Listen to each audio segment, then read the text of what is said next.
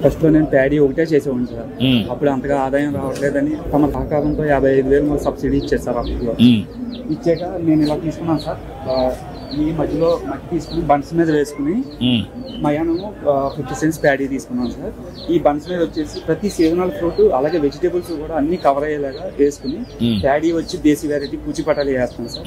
మయానేమో fish చేసుకుంటున్నాను sir. ఎకరం పొలంలో ఎటువంటి కెమికల్స్ యూజ్ చేయకుండా నేచురల్ ఫార్మింగ్ చేస్తున్నాను సార్. మా భార్య నేను చేస్తున్నాను. 2,30,000 వస్తుంది సార్. నాకు 2,30,000 వస్తుంది. నువ్వు 1 ఎకరా చేస్తున్నావు. అవును సార్. 10 ఎకరాలు చేస్తావు అనుకో, ఇదే మోడల్. అవును సార్. ఒక 4-5 ఫ్యామిలీలు తీసుకుంటావు అనుకో, వాళ్ళే పని చేస్తారు, నువ్వు మేనేజ్ చేస్తావు. మేనేజ్ చేస్తే కొంత డబ్బులు వస్తుంది.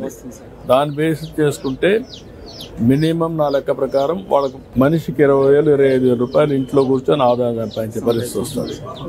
I'm very happy. బాగుంది. దీన్ని మొత్తం తీసుకోండి, క్లస్టర్ అప్రోచ్ తీసుకొని స్కేలింగ్ చేయండి.